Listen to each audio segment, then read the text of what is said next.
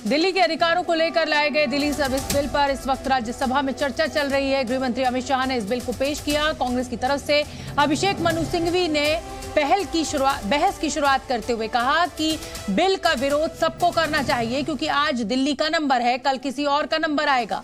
सिंघवी ने यह भी कहा कि यह बिल अलोकतांत्रिक और असंवैधानिक है और यह संघवाद का विरोध करता है। चर्चा के दौरान सिंघवी ने सत्ता पक्ष की तरफ शायरी के जरिए तंज कसते हुए ये भूल गए कि मोदी सरकार से पहले मनमोहन सिंह देश के प्रधानमंत्री थे। सिंघवी ने शेर पढ़ा, तुमसे पहले वो जो एक शख्स यहाँ तख्तानशी था उसको भी अपने खुदा होने पर इतना ही यकीन था। बीजेपी की ओर से सुधांशु त्रिवेदी ने कहा कि दिल्ली पूर्ण राज्य नहीं है, ये एक विशेष श्रेणी का यूनियन टेरिटरी है, यानी विशेष श्रेणी का संघ शासित राज्य। वैसे संघ शब्द आते ही बेचैनी ज्यादा हो सकती है दूसरी तरफ, और संघ शासित से बेचैन और हो सकती है। आम आदमी पार्टी के राघव चड्ढा ने बिल को दिल्ली से राजनीतिक धोखा बताया। राघव चड्ढा ने भी कविता पढ़ते हुए केंद्र सरकार पर तंज कसा। जब नाश मनुज पर छाता है, पहले विवेक मर जाता है। हम न्याय की गुहार लेकर इस संसद में आए हैं।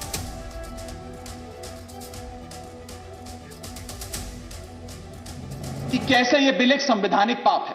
सर, पहली चीज, ये abuse of ordinance making powers है, आर्टिकल 123 जो संविधान का देता है। संविधान ये कहता है, और वाईवी चंद्रचूड़ साहब का AK Roy versus union of India एक बड़ा महत्वपूर्ण लैंडमार्क जजमेंट है, जिसने कहा कि ऑर्डिनेंसेस सिर्फ आपातकालीन और विषम परिस्थितियों में लाए जाएंगे। ऐसी कौन सी आपातकालीन और विषम परिस्थितियां आ गई कि आपको सुप्रीम कोर्ट के फैसले को 8 दिन के भीतर बदलना पड़ गया। अरविंद केजरीवाल और आम आदमी पार्टी के आने के बाद ये जानते हैं कि अगले 25 साल भी ये लोग चुनाव नहीं जीत पाएंगे, तो सरकार को नष्ट करने का काम कर रहे हैं। क्या ना रहेगी सरकार और ना रहेगा चुनावों का महत्व, ना रहेगा बांस, ना बजेगी बांसुरी। तो आम आदमी पार्टी के राज्यसभा सांसद राघव चड्ढा को आप सुन रहे थे। उनका सीधा सीधा हमला केंद्र सरकार के ऊपर। उनका ये कहना है कि ऐसे कोई हालात दिल्ली में नहीं थे कि सुप्रीम कोर्ट के फैसले को 8 ही दिन में आपको ऑर्डिनेंस लाकर बदलना पड़े। मेरे साथ जी न्यूज संवाददाता रवि त्रिपाठी जुड़ रहे हैं।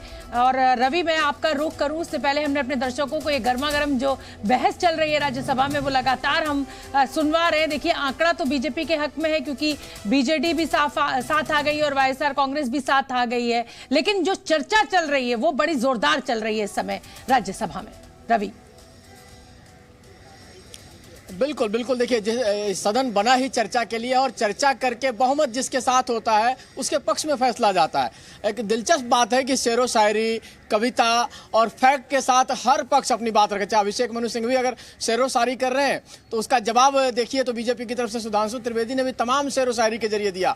राघव चड्ढा भी कविता पढ़ रहे हैं। तो एक अच्छा अंदाज है कि एक बहस अच्छी होनी चाहिए, हेल्दी बहस होनी चाहिए, लेकिन आंकड़ा जिसके साथ होगा उसके साथ बिल पास होगा। सरकार के पास आंकड़ा है 125 से ज़्यादा सांसदों का आंकड़ा उनके पास है, जो कि चाहिए उनको 119 के आसपास। तो आंकड़ा उनके साथ है, लेकिन बहस हो रही है। बहस में सब लोग अपनी अपनी बात रख रहे थे। अभिषेक मनु सिंघवी जाने माने वकील हैं, सुप्रीम कोर्ट में इस केस को देख भी रहे हैं, इस वजह से उनके पास सारे फैक्ट्स हैं। जो कोर्ट के सामने उन्होंने फैक्ट रखे वही उन्होंने सदन के सामने रखे। लेकिन जो राजनीतिक भाषण है जो अमित शाह आप देंगे, जब रिप्लाई करेंगे तो आप गौर कीजिएगा कि क्या क्या चीज़ें वो फैक्ट सामने रखेंगे। हालांकि आरोप लगाया जा रहा है कि अफसरों के साथ जिस तरह से मारामारी दिल्ली सरकार के दौरान की गई, चीफ सेक्रेटरी के साथ जिस तरह से मारामारी की वाकया हुआ, तो क्या ऐसी स्थिति में अफसरों को उनके हवाले किया जाना चाहिए। जो कैडर की बात की जा रही है, जो यूटी कैडर होता है उसमें 3-4 स्टेट का कैडर होता है, तो क्या इन स्टेट्स के लोगों का तबादला दिल्ली सरकार के अंदर जाना चाहिए, क्योंकि ये यूटी है, यूनियन टेरिटरी का फैसला केंद्र सरकार ही लेती है, चाहे दिल्ली हो, चाहे अंडमान निकोबार हो, चाहे कोई भी यूनियन टेरिटरी हो। तो एक को अगर अधिकार देंगे तो आप बाकी को भी अधिकार देना पड़ेगा। और दिल्ली सरकार चाहती है कि चूंकि वो चुनी हुई सरकार है, तो चुनी हुई सरकार का अधिकार होता है कि उसको कुछ चीज़ें करने का मौका मिलना चाहिए, और पहली बार उनको ये मौका सुप्रीम कोर्ट के जरिए मिल रहा था। लेकिन सरकार के पास, ये संसद के पास अधिकार है, क्योंकि देखिए संविधान में सब कुछ लिखा हुआ है कि संसद चाहे तो कानून बना सकती है, और अगर सुप्रीम कोर्ट उसमें दखल देता है तो उस कानून को बदल भी सकती है अपने अधिकार के जरिए। तो संसद अपने अधिकार का इस्तेमाल कर रही है। लेकिन रवि, यहाँ पर यह भी समझना होगा कि संविधान को प्रोटेक्ट करने की जो ताकत है, या कहा जाए कि अधिकार है, या अपने स्वतः संज्ञान लेकर भी, वो सुप्रीम कोर्ट का काम है। वो जो जिम्मेदारी है कि जो संविधान के फैसले सरकार के द्वारा लिए जाएं वो बिल्कुल संविधान के हिसाब से हो, कानून के हिसाब से हो। इसको जिसे कहा जाए कि अगर कोई संस्था इसको इंश्योर करती है तो वो है सुप्रीम कोर्ट। आपको क्या लग रहा है कि अगर आज सरकार यहां पर इस बिल को पास करा भी लेती है तो क्या सुप्रीम कोर्ट का विकल्प अभी भी खुला हुआ है? आपका अनुभव क्या कहता है? नहीं, देखिए अभी तक अगर आप गिनेंगे कि कितनी बार सुप्रीम कोर्ट ऐसे फैसले लिया है जिसको संसद के जरिए उसको पलटा गया है। शाहबानो केस से शुरू कीजिए। शाहबानो केस सबसे चर्चित केस माना जाता है, जो राजीव गांधी के दौर में हुआ था। राजीव गांधी जब प्राइम मिनिस्टर थे, 86 की घटना होती है। शाहबानो केस के मामले में सुप्रीम कोर्ट का जो जजमेंट आता है उसका कहीं ना कहीं मुस्लिम समाज विरोध करता है और उसके प्रेशर में आकर राजीव गांधी उस वक्त ऑर्डिनेंस लाकर और कानून लाकर उसको पलटते हैं।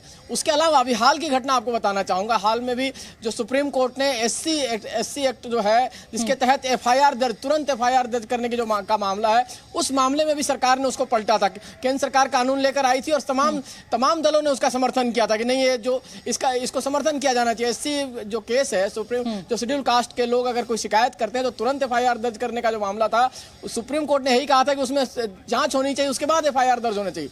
बावजूद उसको पलटा गया, इसी संसद से पलटा गया। तो ऐसे तमाम उदाहरण है। और जब संसद सबसे सुप्रीम संसद है, संसद को आप कुल मिलाकर ये कह रहे हैं कि संसद के इस फैसले को सुप्रीम कोर्ट, आपको ऐसा लगता है या मतलब ऐसा माना जा रहा है कि भाई संसद के इस फैसले को अब सुप्रीम कोर्ट में चैलेंज नहीं किया जा सकता और सुप्रीम कोर्ट इस कानून को अब नहीं पलट सकता? आप रवि मेरे साथ बने रहिए। इसी बीच बीजेपी के नेता सुधांशु त्रिवेदी भी कुछ कह रहे हैं इस बिल को लेकर, वो सुन लेते हैं जो उन्होंने आज सदन में कहा। दिल्ली का कोई स्टेट कैडर नहीं है, जैसे राज्यों का कैडर होता है, तो राज्य का मुख्यमंत्री उस कैडर को नियंत्रित करता है। जो आईएएस और आईपीएस अधिकारी होते हैं वो यूनियन टेरिटरी कैडर में आते हैं। जब वो सारे राज्यों में, सारी केंद्र शासित राज्यों में उनका स्थानांतरण हो सकता है, तो मैं आपके माध्यम से विपक्ष से पूछना चाहता हूं कि यदि दिल्ली के एक अधिकारी का ट्रांसफर गोवा होना है और दिल्ली के सीएम की उस पर एब्सोल्यूट अथॉरिटी होगी तो यह कैसे संभव हो सकता है? इसलिए यह आवश्यक है कि इस विषय के ऊपर केंद्र सरकार की शक्तियां परिभाषित हो। अब एक दूसरी बात भी है, दिल्ली। तो आपने सुधांशु त्रिवेदी को सुना और आज एक जिसे कहा जाए एक जबरदस्त जोरदार चर्चा राज्यसभा में चल रही है दिल्ली सर्विस बिल को लेकर। आम आदमी पार्टी के सांसद अपनी बात कह रहे हैं, विपक्ष अपनी बात कह रहा है, उधर सरकार का अपना पक्ष है। सुधांशु त्रिवेदी को भी हमने आपको सुनवाया। जी न्यूज़।